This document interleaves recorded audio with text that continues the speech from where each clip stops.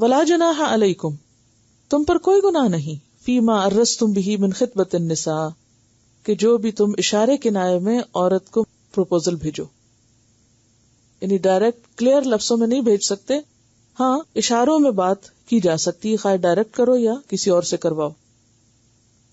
اور یہ کب کی بات ہے؟ دوران عدت. عدت کے دوران کوئی مرد عورت کو واضح اور صریح لفظوں میں نکاح کا پیغام نہ دے، ہاں اشارہ کیا جا سکتا ہے.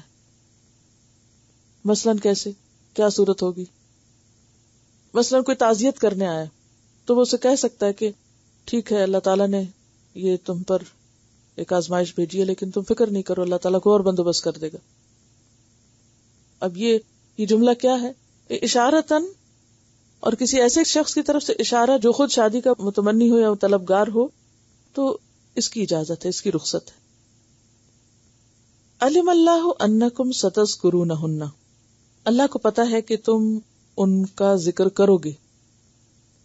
عموماً جب کوئی شخص فوت ہو جاتا ہے اور اس کی بیوی بیوہ ہوتی ہے تو لوگ اس کے بارے میں باتیں تو کرتے ہیں نا گھروں میں، اب اس کا کیا ہوگا، اب اس کی شادی فلاں سے کر دینی چاہیے، اور ڈسکشنز ہو رہی ہوتی ہیں. اور پھر جب یہ پتا ہوتا ہے کہ عورت کا سر سے سایہ اٹھ گیا ہے، وہ تنہا رہ گئی ہے، تو لوگوں کے دل میں اس عورت سے شادی کرنے کا خیال آ سکتا ہے مردوں کے. تو اس خیال پر کوئی پکڑ نہیں ہے، یہ بہت فطری خیال ہے.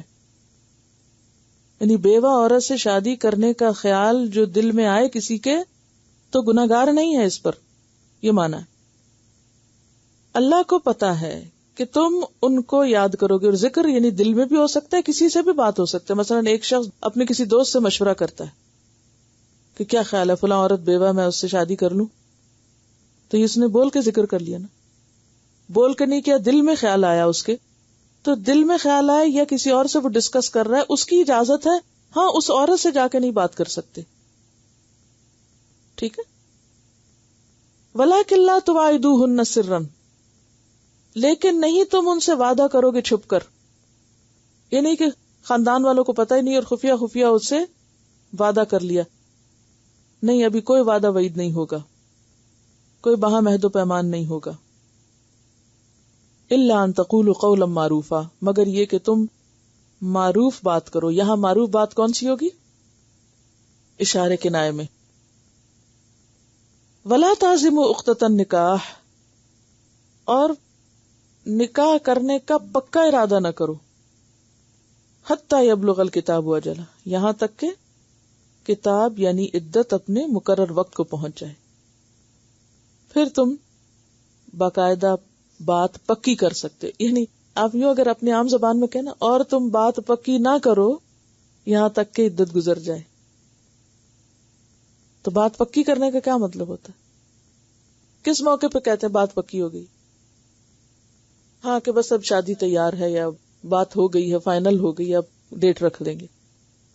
یعنی ڈیٹ نہیں رکھ سکتے عدت کے دوران، یہ مانا. نہ منگنی کر سکتے ہیں، نہ ڈیٹ رکھ سکتے ہیں، نہ ظاہری نہ چھپ کے. ہاں اشارے کنائے میں بات ہو سکتی ہے تاکہ دوسرا دھیان میں رکھے، ذہن میں رکھے. اور پھر وَاعْلَمُوا أَنَّ اللَّهَ يَعْلَمُ مَا فِي أَنفُسِكُمْ، اگر تم کچھ بھی ان کاموں میں سے کرو گے تو اللہ کو تو سب پتا ہے. وہ ظاہری کیا، وہ تو دلوں کی باتیں بھی جانتا ہے. فَاحْذَرُوا، لوگوں سے ڈرنے کی بجائے اس سے ڈرو.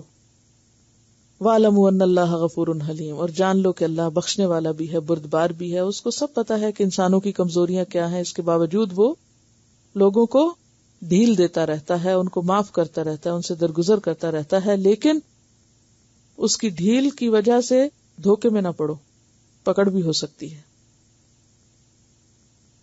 اب آپ دیکھیے کہ یہاں جو نکاح کا پیغام دینا ہے، یا ڈھکے چھپے بات کرنا ہے، یا منگنی کرنا ہے یا نہیں کرنا، یہ ساری باتیں صرف بیوہ عورت کے لیے نہیں ہیں، طلاق یافتہ عورتوں کے لیے بھی ہو سکتی.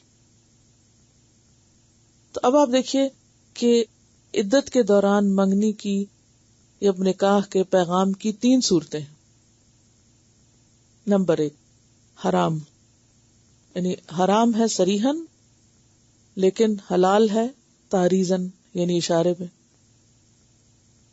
دوبارہ سن لیجیے. نکاح کا پیغام دینا یا منگنی کرنا عدت کے دوران حرام ہے. کس صورت میں؟ کس کی عدت کے دوران؟ کون سی عورت؟ بیوہ عورت کو نکاح کا کھلا پیغام دینا، چھپ کے وعدہ کرنا کیا ہے؟ حرام ہے. لیکن جائز کیا ہے؟ اشارتاً. ٹھیک ہے.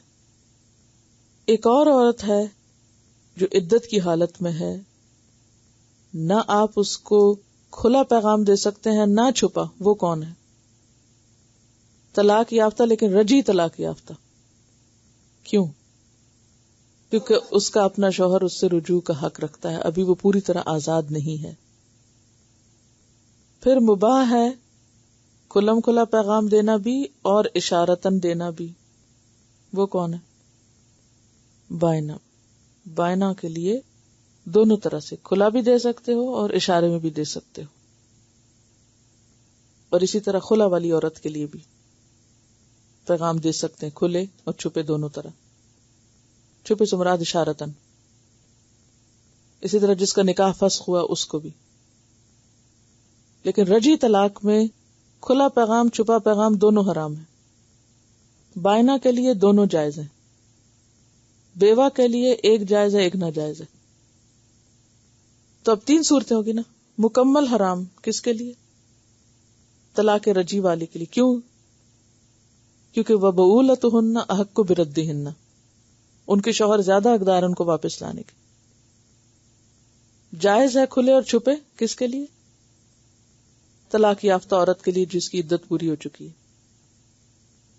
کھلے حرام اور اشارتاً حلال یہ کس کے لیے؟